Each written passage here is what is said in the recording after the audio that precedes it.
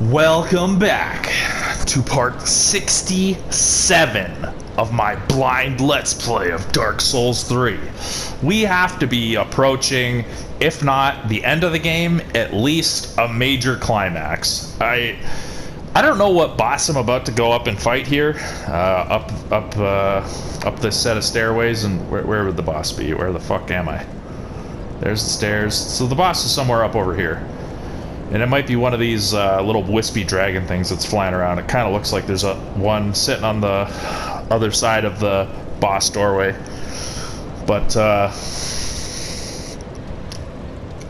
mean, it could also be like the Prince of Lothric or the King of Lothric. I don't know if those two are the same person. But yeah, we've, out of the 5 thrones of the Lords of Cinder, one, Ludleth of Courland, has been there the whole time. He's the guy that gives me items for boss souls. I've defeated the Watchers of the Abyss, Aldrich the God Devourer, and Yorm the Giant. And then the final one is either the High King or the High Prince of Lothric, which presumably I will fight somewhere in here. And who knows if it's even up here. That, like, this could be, I don't know. Because there's that, like, kind of courtyard poisonous area outside with the Resident Evil enemies that I still haven't explored. So that could be the way to the Prince. This could be the way to the Prince. Maybe I have to do both in order to unlock it. Who knows? But we are well on our way in this game. Just taking a sip of coffee there, mentally preparing myself before this boss, because undoubtedly it will be, you know, probably not an easy affair. I can't think of almost a single boss in this game I've had an easy time with. Yorm was fairly easy.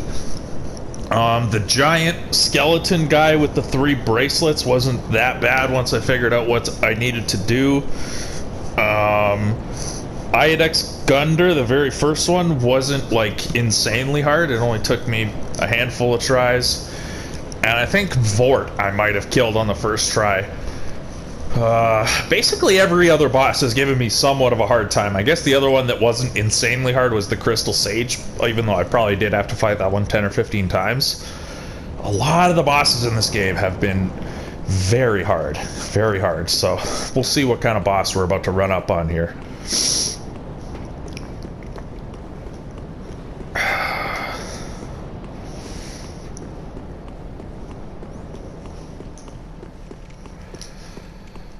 Ooh.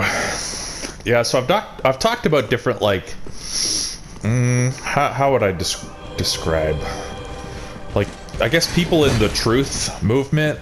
That's probably the best way to describe it. It's a very wide-reaching movement. I'm about to get to the boss. Maybe now is not the best time to describe something so complex. I'll just say the short version, which I've been listening today to this creator that I like named Ben Joseph Stewart, that I've been aware of for a long time. Who the fuck is this? Dragon Slayer armor? Oh, wow. Oh, it's a night enemy. Cool. Yeah, this is kind of like Ornstein, right? Oh.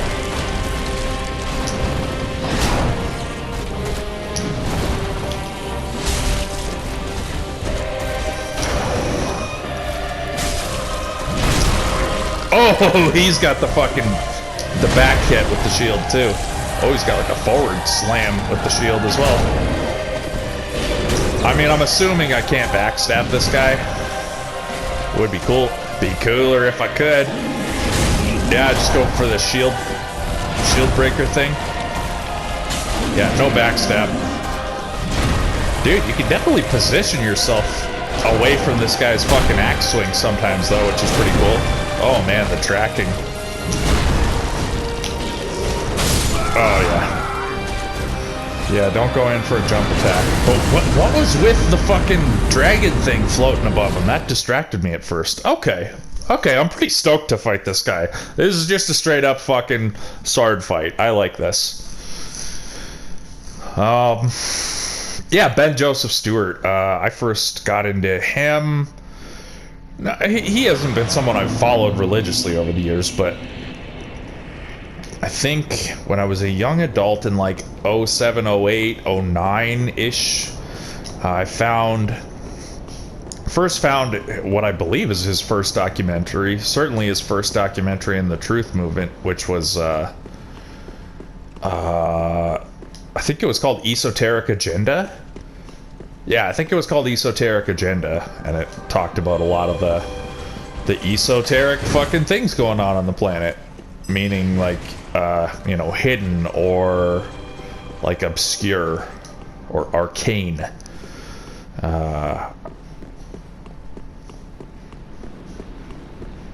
Like secret societies and ancient mystery schools and mind control and all this kind of shit. And then he did another documentary a little while later called Kymatica on like kind of like resonance and some of the hidden properties or properties we were discovering about sound.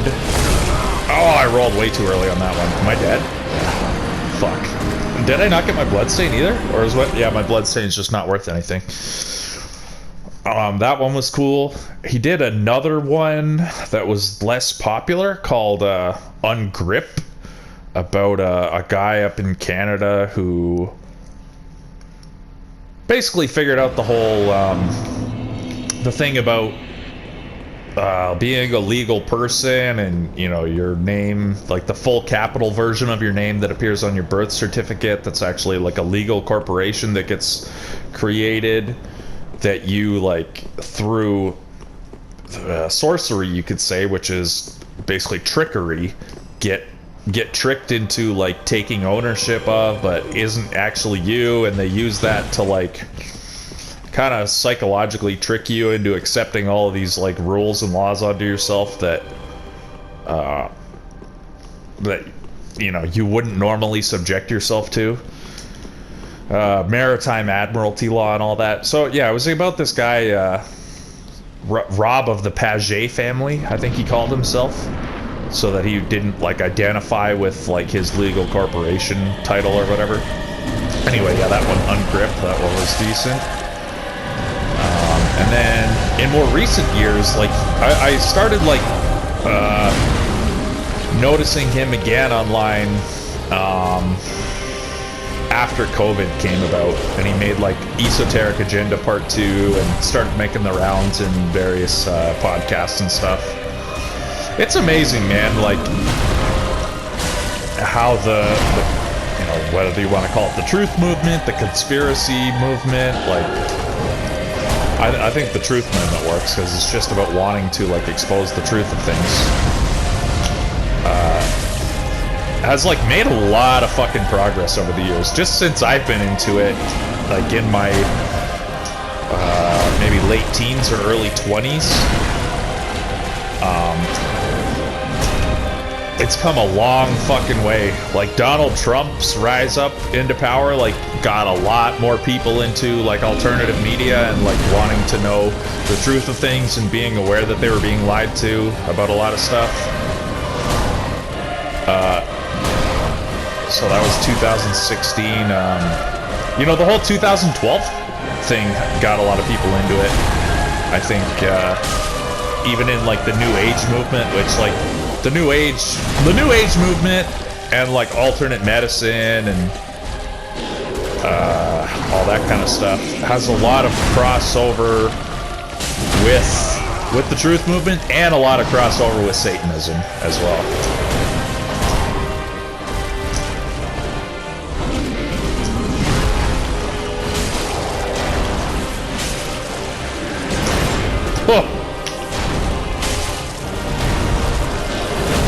Oh boy, is he getting serious?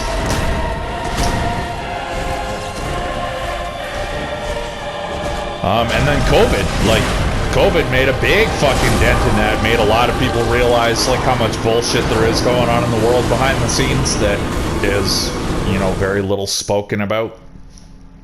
And it's just been like a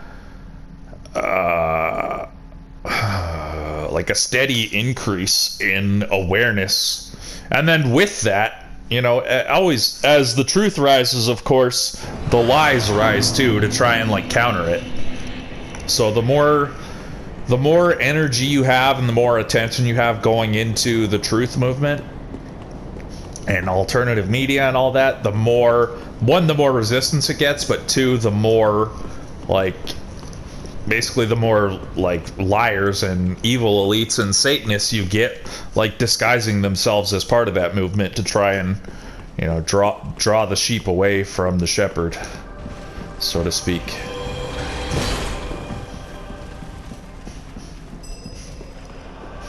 But yeah, Ben Joseph Stewart, he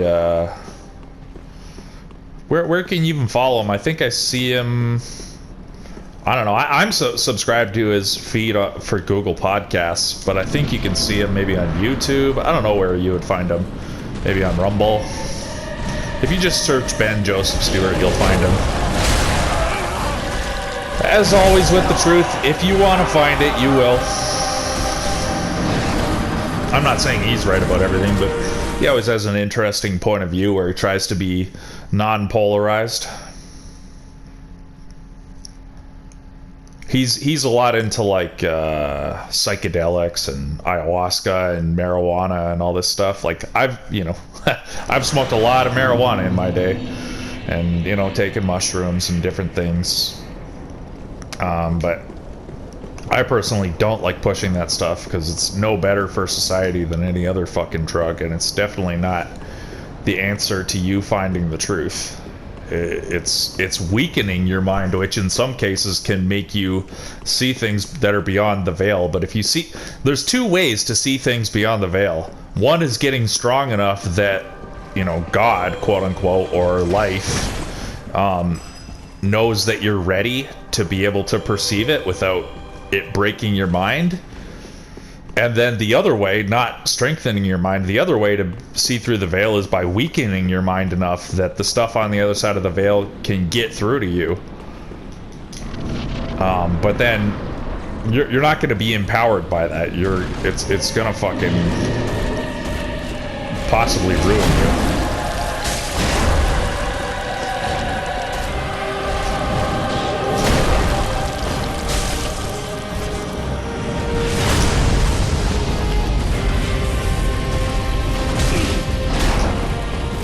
Yeah, so this is obviously like a hard boss, but it's one that I'm gonna, I don't know. I'm not gonna die of frustration against this boss, as far as I can tell. Like, it's not one-shotting me a lot of the time, it's like two-shotting me. It's like big, deliberate, super powerful swings. The combos aren't that long. I just gotta keep fighting it and get more used to it. Yeah, so I don't like the pushing of like weed and like psychedelics as this big solution, because they're definitely not. When you see something that's been unpopular in the mainstream for a long time coming into the mainstream, usually that means one of two things. One, it's something that is legitimately good, that is finally just like breaking out of, you know, the information jail, or it's something that was kept away from you on purpose to reverse psychology you, and that is totally what I believe with weed and other psychedelic drugs. Yeah, they're not empowering you. They're like, I've used weed as a coping mechanism for a long time. I'm not going to judge you for wanting to do that. I've taken shrooms, I've taken acid, I've seen some very strange things, and you can, but I mean, in general, they're doing more harm than good. And they're definitely not the solution to like connecting with people. They're gonna disconnect you more in the long run.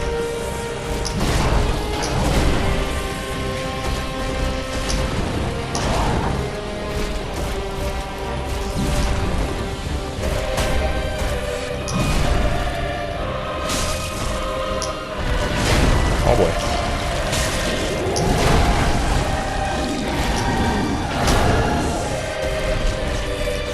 Oh boy. Oh, big delay on that one. but I managed to be in a position where I wouldn't get hit by it. Oh boy, I double rolled, that saved me.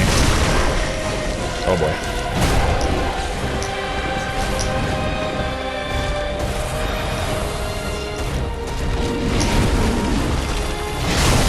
Uh-oh.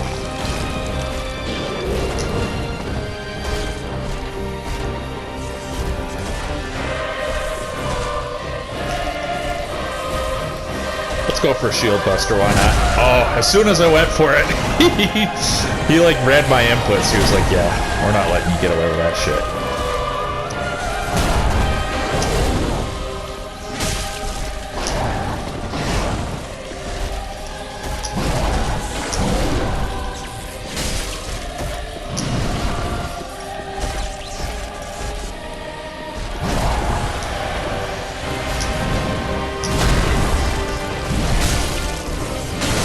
Oh boy.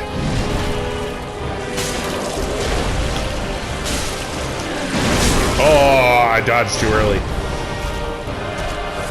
Oh, he's dancing. Oh. Fuck, he did a big attack and I did my jump attack. And then I wound up positioned like underneath his next big swipe. Huh, interesting.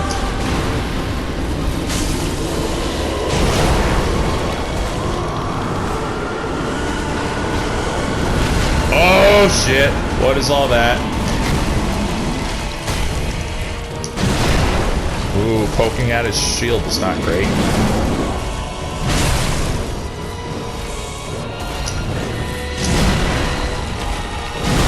Oh my god, he's lengthening his combos now. Oh man, gotta really watch out for that shit. Oh, I tried to double roll. The second roll didn't come up fast enough. So I don't know what's going on with all that bullshit getting sent at us. I don't like that.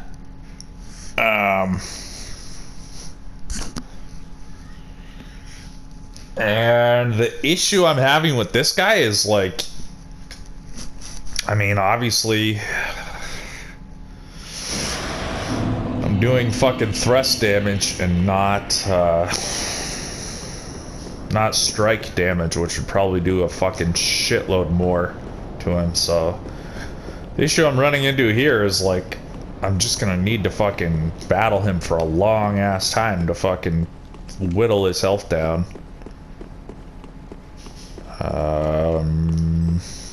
He's not susceptible to poison, and I'm not getting any like health recovery off this spear because I'm not killing any enemies. So, but I don't know. I don't want to just switch out to some fucking hammer or something that is not in the fucking character of my character to use. Let me just think for a second here. I was laying back to be more comfortable, but the position I was sitting in was like really smashing my fucking ears into my headphones. My ears kind of hurt. Okay, health recovery. I don't know. Is that helpful? Maybe. Like, okay, maybe I don't need increased HP recovery. I think my Estus Flasks restore a lot of HP at this point, and I don't even have that big of a health bar. So let's go just the increased strength and increased dexterity, I think. Where are those? Okay, increased strength. Boost damage absorption when HP is full. I mean, I could even ditch that, maybe. Although it's probably good that I have it. That's probably what's helping me tank a lot of these hits. Okay, where's the increased dexterity one?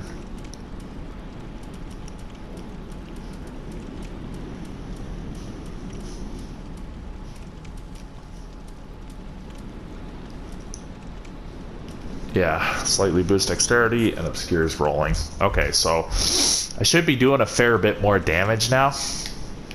Let's go for it.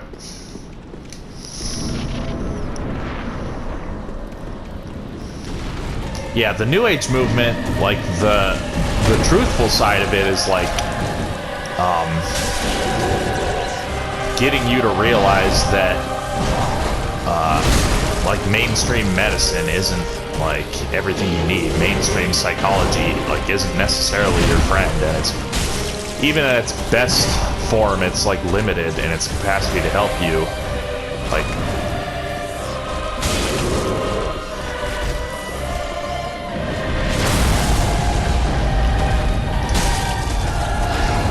so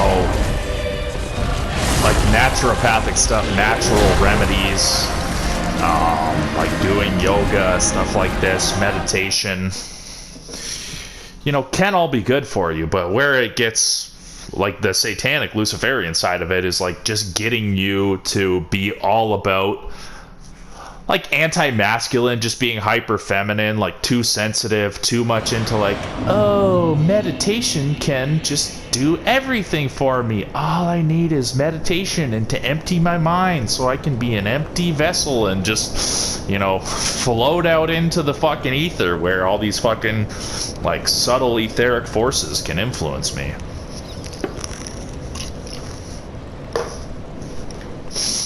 It gets you all into like thinking you're a fucking magician and thinking you're a fucking witch and that you can cast spells and stuff. Dude, magic is like, oh, what's that science fiction quote that's like, any technology like sufficiently advanced is indistinguishable from magic. Magic is just anything you don't fucking understand.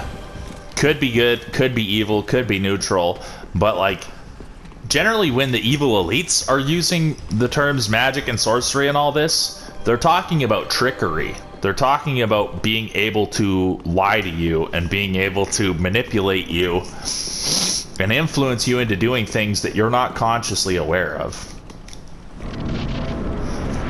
So yeah, like getting you to call yourself a fucking like a witch and a magician and doing all this, you know, I'm sure there were a lot of people doing like eclipse magic when this eclipse was just around, and I'm gonna follow these little like ritualistic practices and like do these incantations. And these people like are low on self-esteem, as a lot of people are in this world. The world tries to break your self-esteem and then rebuild you up in its own fucking image. Okay. So like these, like the people that join into this shit and call themselves like witches and think they're performing magic and stuff, are they ever coming up with their own fucking magic and stuff like that? Not often. They're just like following these little like ritualistic sayings and stuff. But even if you come up with your own, anything you do like ritualistically in like a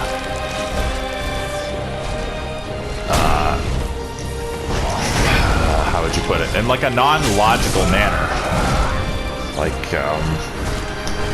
Like what would be a logical way of using manifestation? It would be like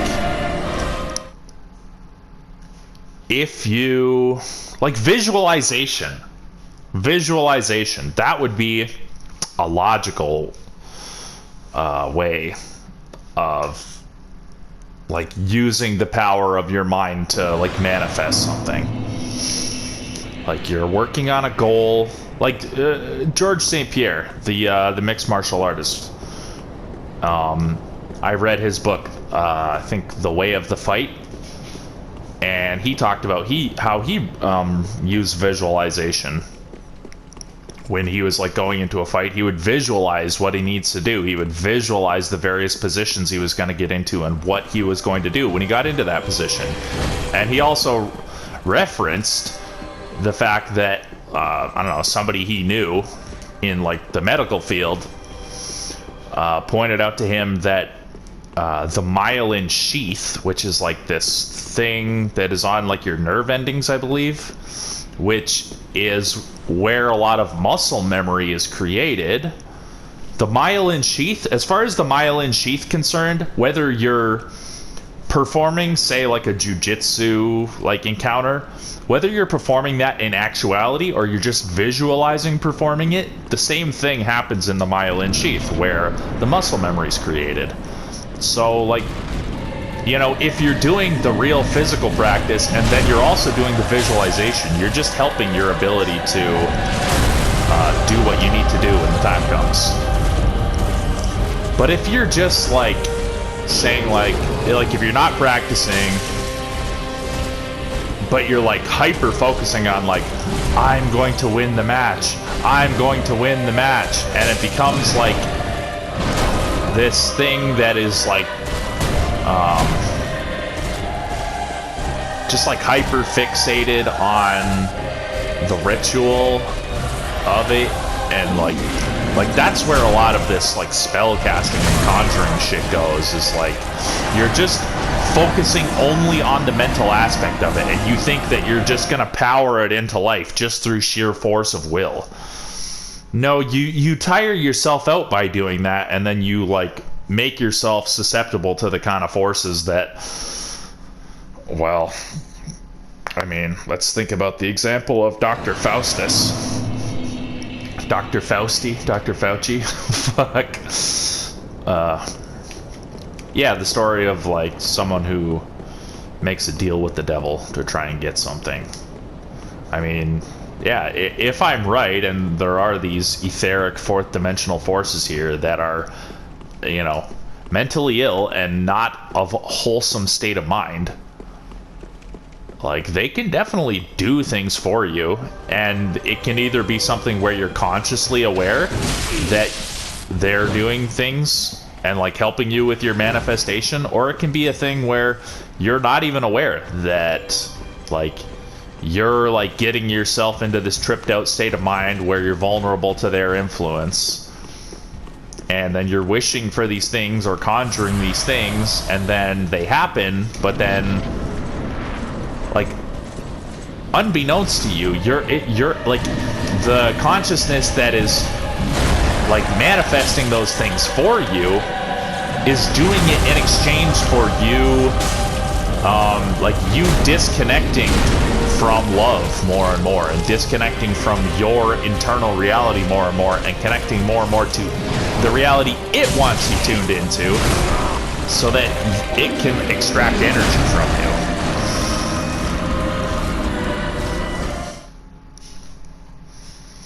So yeah, I won't keep harping on that at this moment. I like to jump in and out of subjects and just explain a little bit of it at a time, my point of view on certain subjects. But there's good examples of the, you know, the for lack of a better way of saying it, the good side and the bad side of the New Age movement.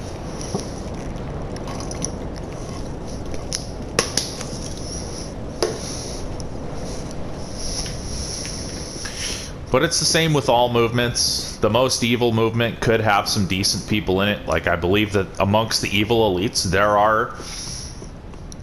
there are people in those families and in those corporations and in those secret societies that get sick of the evil and just want to heal. And, like, want to try and fucking, you know, expose themselves to humanity. And don't just want to see us as fucking useless eaters and muggles, or however they think of us. Mudbloods. And then, within the greatest movements, you know, look at, well, just metaphorically, because I know there are people that say that the stories of Christ have been muddled over the years, and I mean, you know, obviously that's quite possible given it happened over 2,000 years ago. But let's say it's true that Judas was bad, and that, because I know there's like one of those old like apocryphal books that wasn't included in the Bible or wasn't included in the Talmud or whatever, that says that, like, might have been one of the books of Enoch, that says like that Judas actually was like loyal to Christ to the end, and that it was a different guy with a similar name who was a Roman that betrayed Christ. But anyway, let's say Judas was bad. Like, you know, even in the best group, or I mean, like, forget about that. Like, look at how many people want to do something good, but then wind up succumbing to evil. What's a good example of that? I'm trying to think of an example of not just someone who is like using the trappings of goodness and using, like, you know, nice sounding language to convince people to follow them in their evil deeds, but someone who actually had good intentions but like fell astray. I don't know, I guess I can't think of an example, but obviously we all know that that's possible to happen too. I mean, I'm not someone who believes that, like, you shouldn't have good intentions or that good intentions aren't meaningful. Like, that's an evil meme that's put out into the world, that anytime someone says, well, I had the best intentions, I was trying to do good, and then people, like, discount that and act like that didn't matter because, oh, well, you know, the path to hell is paved with good intentions. Well, nah, that's not the most accurate statement. Certainly, oh shit. Oh god. Certainly it's possible to have good intentions and still, like, accomplish bad things. What people actually mean a lot of the time without realizing it when they say the path to hell is paved with good intentions is that people who are either knowingly or unknowingly, like, either people are, like, know that they're actually evil but they're just using good language to, like, try and convince people into their movement, or people who really believe in what they're trying to do, say they're trying to accomplish something that really needs to be done, but it's, like, hard to convince people to get on board with them, so they kind of, like, trick people into doing it. Like, they make it sound way better than it is because they don't want people to be scared off by, like, say you're trying to create a rebellion movement that, like, might have to break the law or even possibly kill people in order to accomplish some goal. You know, we can imagine a scenario in which it might be necessary to do that. Like, you know, what if you're, like, say the Native Americans, before they got taken over by us Europeans, like, they might have had to try and fight back against us to preserve their fucking way of life. And in that case, you could see that against an antagonistic force, when violence is being perpetrated against you, defensive violence is generally justified. But, you know, maybe you have women in the tribe that aren't on board with any violence at all, and they're just looking to, like, pray to the fucking spirits to protect them or something. But maybe you have an understanding that that's not gonna quite cut it as, like, one of the male kind of protectors of the tribe. So you, I don't know, you make some shit up about how the spirits came to you in a dream, like, say, even if it didn't happen. And maybe intuitively deep down your intuition's trying to tell you that you really should be going the non-violent path, and that, like, the protector spirits of your tribe really do want you to just, like, not fight against it and just let that part of the whole course of history take its place because it just needs to happen that way for whatever reason that's, like, you know, above your perspective to be able to see, but the spirits can see it, but you don't want to fucking accept that. So you, like, lie and say that the spirits, like, have blessed your campaign to, like, to defensively and violently fight back against the colonizers.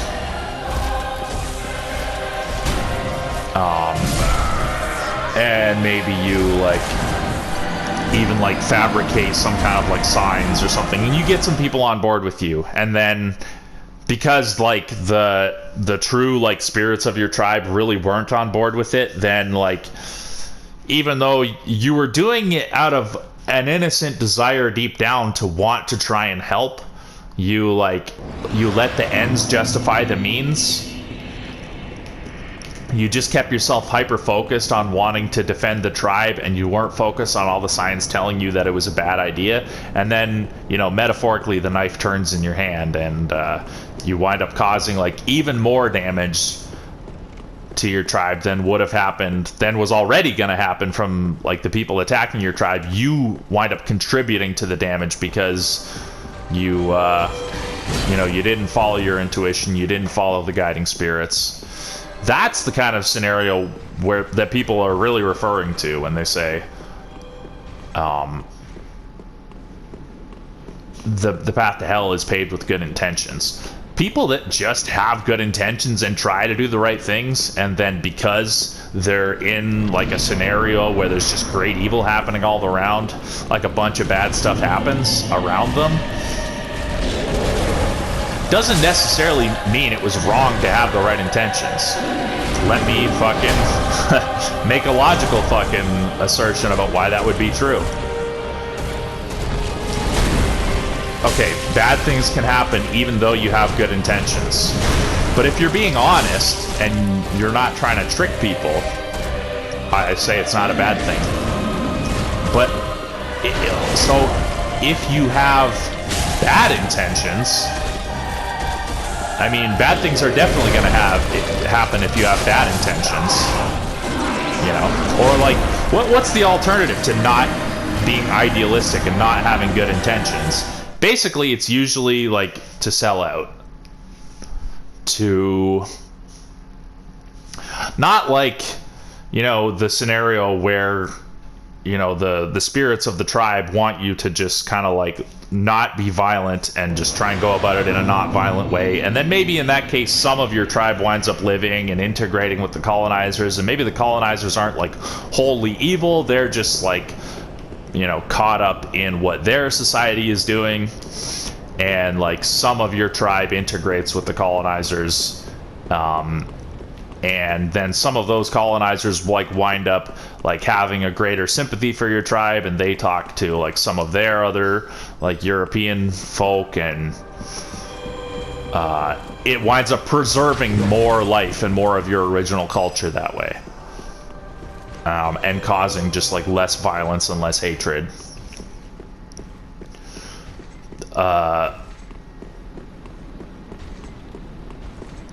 That's not what I mean by selling out. What I mean by selling out is like, usually when people give that phrase and they don't really understand the meaning of like what I just explained about the real like actuality of what that like saying is referring to.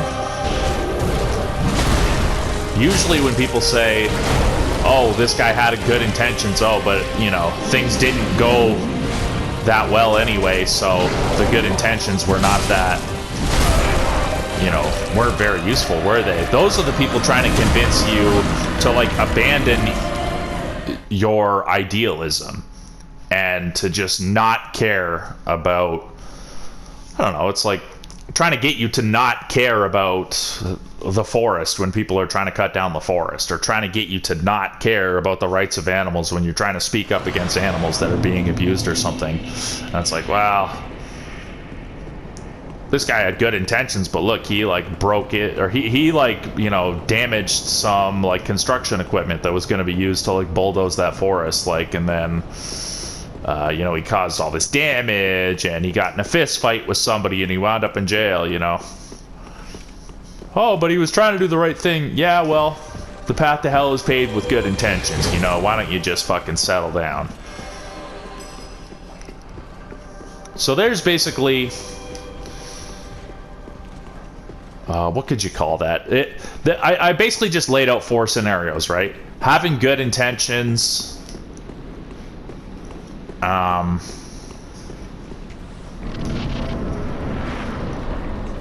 in a wholesome way, using good intentions to like justify doing something evil, even when you believe, even when there is some like right on your side, but you go about it in the wrong way. And then there's like having bad intentions, just like straight up bad intentions, which are just like evil. And then there's like having bad intentions where where you think you're kind of being helpful, but really you're just trying to basically settle into a more cynical, less idealistic point of view, where you're trying to convince other people to just get with the norm and not stand up for your ideals. So that's the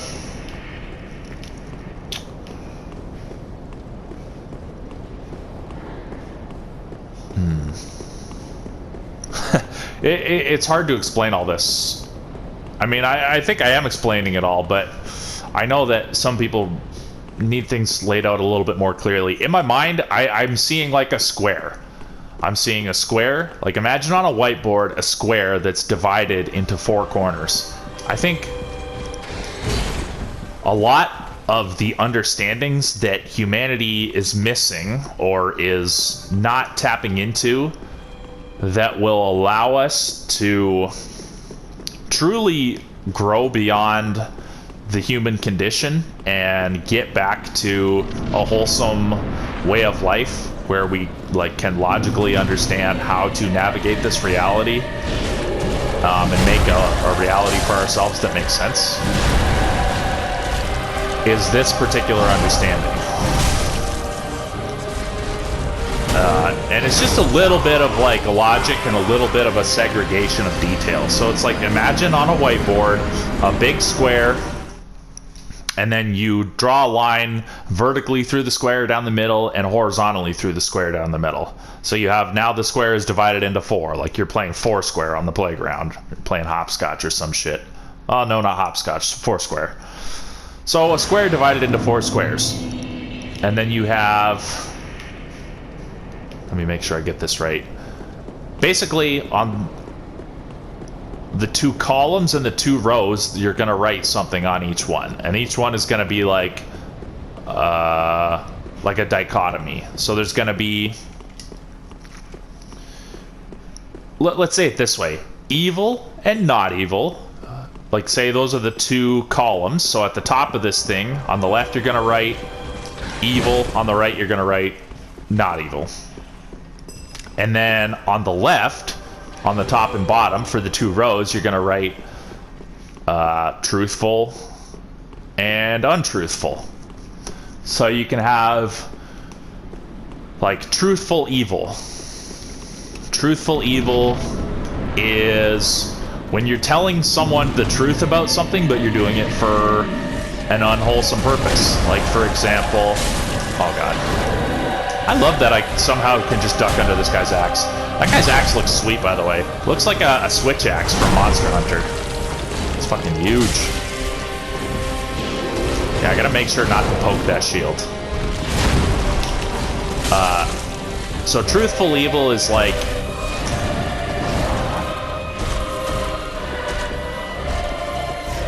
when you're telling someone the truth about something for the purpose of hurting them. Like, if a woman asks you, I don't know,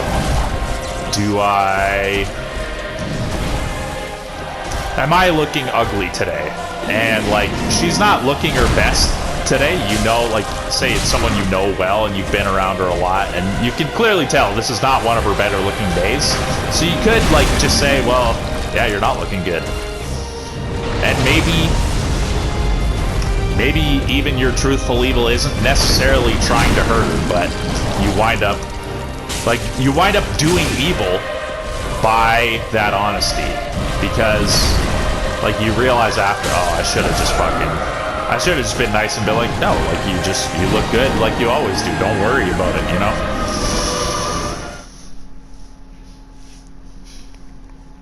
Fuck, you could almost make a cube out of this and further subdivide it into, not only you have truthful and untruthful and evil and non-evil, but like intentional and unintentional. So you could do a further subdivision of this, but we'll just deal with truthful and untruthful and evil and not evil at first, and then I'll take it further and I'll show how these subdivisions and the segregations of detail, meaning, like, what do I mean by segregation of detail? I mean,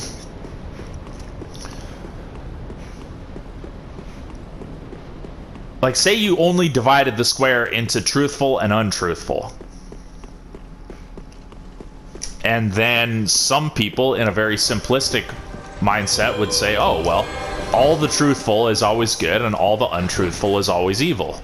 But we know in reality there are infinite numbers of ways that scenarios can play out in this complex reality. So not every situation where you're truthful are you doing good, and not every situation where you're lying are you doing evil. So that I outlined the truthful evil, where you wind up like doing damage to someone that you really should have prevented by being truthful to them. And maybe that was intentional or unintentional. Could have been unintentional, but you realize you really should have just fucking, you know, sweetened the pot on that one. Like sweetened your words on that one for the sake of that person's self-esteem. Could have been intentional, where it's like a mean girl type of scenario.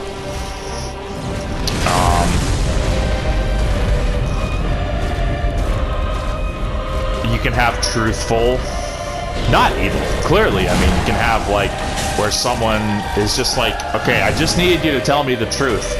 Am I good at guitar, or do I need improvement? Like, am I ready to go play this concert or not? And you can be truthful, non-evil, where maybe they are good enough and you let them know, yeah, all those people criticizing you, they're just haters. Like, you are absolutely ready for this. Or maybe it's not haters. Maybe it's like they just had their self-esteem broken as a child and they don't really believe that they're as good as they are. And that you're like, yeah, like, you are good enough. You're ready. Like, go do the concert. You got this.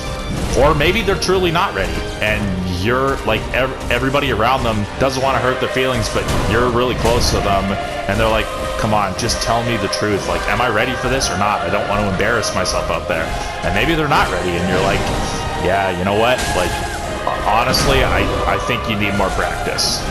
So there's truthful, non-evil. So you can have untruthful evil. Am I ready for this concert? Like, I really need to know. And they are ready, but you're jealous of them.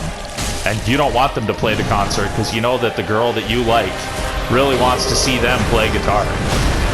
Oh, God!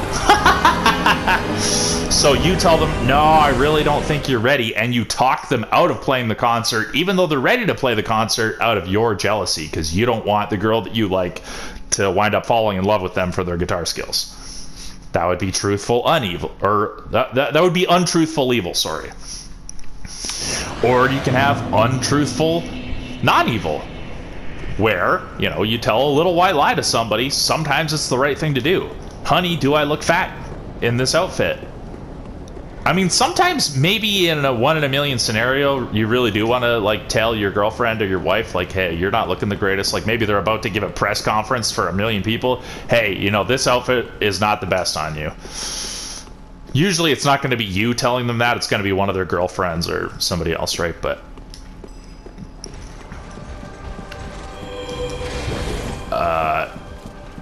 yeah, like, you know,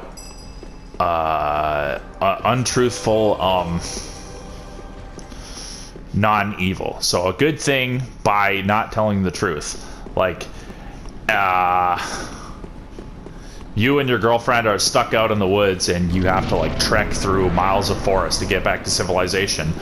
Are there bears out here, honey? Are there fucking whatever, are there grizzly bears in these woods? No, sweetie, we're gonna be fine. Because you know that she's gonna freak out and just, like, go catatonic if she knows that there are bears, because she's super scared of bears. And you're just, even though there's a risk of you guys seeing a bear and then the lie's gonna fall apart, and you know there are potentially bears in these woods, you just have to like, tell the lie just to, like, get her to be able to keep walking so that you have a chance to get her out of the woods. That would be an example of not being honest, but for a genuinely non-evil reason.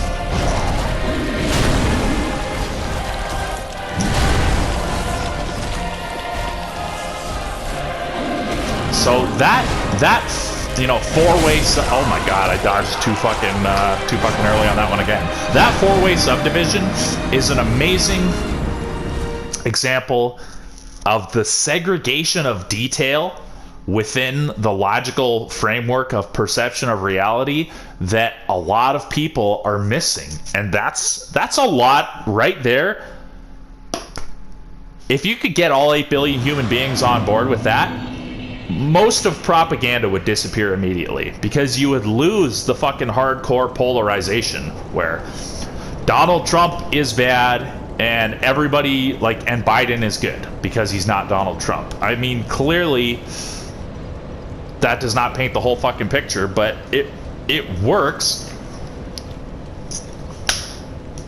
on people who are stressed out. It works when you're using all kinds of propaganda techniques and mind control techniques like neuro-linguistic programming and all kinds of shit. Selective information presentation. I mean, it's not that hard to imagine how to manipulate people. So yeah, most of the polarization disappears if you can get all 8 billion human beings on board with segregation of detail within the logical perception of reality. And there's more segregations. The more you're able to segregate detail, the wiser you can get. It can also overwhelm your mind if you're not, building your understanding piece by piece. Too much information can overwhelm you, so you want to start from ground one and work your way up in understanding. But so within the evil, non-evil, truthful, non-truthful, you could have, imagine that square becomes a cube, and in the Z dimension you've got 2 subdivisions as well for each of the 4 scenarios, intentional and non-intentional. So now you have 8 scenarios. So let's see if I can go through all these while still playing this game. So you have the truthful evil, where you're lying to someone about whether let's just take the concert scenario. Am I good enough to play this concert? You're telling them the truth for evil. Oh, maybe they're not ready, but you say it to them in a cruel way. You're dude, you're not fucking ready. Dude, you fucking suck. You think you're ever going to be ready for that? They're truly not ready yet, but maybe they only need a little bit more practice. Maybe in a few more months they would be ready, and then they could start living out their rock and roll dream. But you are just overly fucking harsh on them. That could be intentional or unintentional. Maybe you're a parent who comes from an upbringing where people were really harsh to you, and it's just how you've been programmed, and you believe that the truth always needs to be told in a harsh, blunt way. But maybe the kid is a little bit too sensitive for that and just needs a little more encouragement. But you're unintentionally causing evil with the truth by being a little bit too harsh in your delivery of that truth that they're not quite ready. Or it could be intentional, where again, maybe you're jealous of them and you want to fuck them up, so you're dude, you're not fucking ready, and they truly aren't ready, but you say it in a really harsh, evil, snide way, where you're you think you're fucking ready? You're never gonna be ready. Dude, you should see how people fucking, look behind your back when you're playing. You're not even close to ready, and you fucking try and destroy their self-esteem. That could be intentional too. What about truthful non-evil, where you tell somebody the truth and it's a good thing? Am I ready to play the concert? No, you know what? I don't want you to embarrass yourself out there. You're close, but you're just not quite ready. You just need to work on these few things. And me, maybe as your guitar instructor, you're just not quite ready. Now, that could be intentional, that you do good for them by telling the truth, or it could be unintentional. The scenario I just outlined was maybe a caring guitar instructor who's intentionally trying to cause you good by not letting you go out yet. You're not quite ready. It's all good. You're going to get there. You're just not quite there. Let's just work on these 3 more fundamentals for another month, and then you're going to be ready. Or it could be unintentional. It could be that the guitar instructor really doesn't like you, really is bothered by the fact that it looks like, they've been playing for 30 years and you've only been playing for 2 years. And it looks like after another fucking year, the student is going to surpass the teacher, and maybe the teacher's insecure and doesn't want the student to surpass them. So you ask them, oh, am I ready yet? and they're truly not ready, and the guitar instructor tells them they're not ready, but tries to do it in a way to undercut their self-esteem, but it just doesn't work. Like, so they're like trying to be, they're not trying to cause the good, they're actually trying to hurt the self-esteem, but it just goes over the student's head. They just take it to heart, like, yeah, you know what, this is just the harsh truth. Maybe you are brutal about it. Maybe the instructor is telling the truth, but doing it in a brutal way, trying to hurt their feelings, but maybe that particular student thrives off of the brutality. And maybe you as the evil guitar instructor trying to fucking hurt their feelings are just brutal. Like, dude, you're really not ready. Dude, like, I haven't wanted to say anything, but like, you're like one of my worst students. You're not really getting it. Like, you're like way far away from being ready. But maybe that particular student, whoops. Oh, I need to really get better at those delays. Maybe that particular student is one of those people who just thrives on resistance, and like you tried to break them so that they couldn't surpass you, but then that exact fucking like harsh criticism winds up being what drives them to practice 10 times harder, and then they become, you know, Eddie Van Halen or whatever. So it was the truth that you gave them, and it did them good, but it was unintentional. You were actually trying to hurt them. Okay, so we made it up. Now we've got 2 of those scenarios. So now what about telling a lie? So untruthful for evil. So you're lying to someone to hurt them. They actually are ready, but you're lying to them and telling them they're not ready because you're jealous of their skills and you don't want them to impress the girl. That would be intentional, and you actually convince them not to do it, and you cause them evil because you lied to them and told them they weren't ready, and they believed you. You intentionally caused them evil. You could unintentionally cause evil by telling a lie. Maybe they're really not ready, but you don't want to make them feel bad, so you tell them, oh, you know what, I think you're ready. I think, yeah, it'll be fine.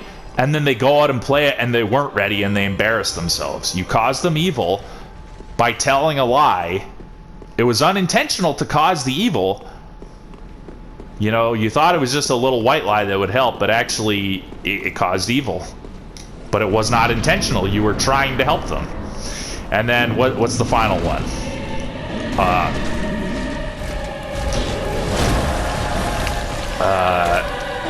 Causing good by telling a lie. So you tell a lie. You're not ready to play the concert. You're not quite ready yet. And it's intentional. Wait. I'm at 58 minutes. Okay, I'm gonna let this guy kill me, and I'm at 58 minutes. I gotta stop this one. We're gonna end episode 67. Thanks. This will be my cliffhanger.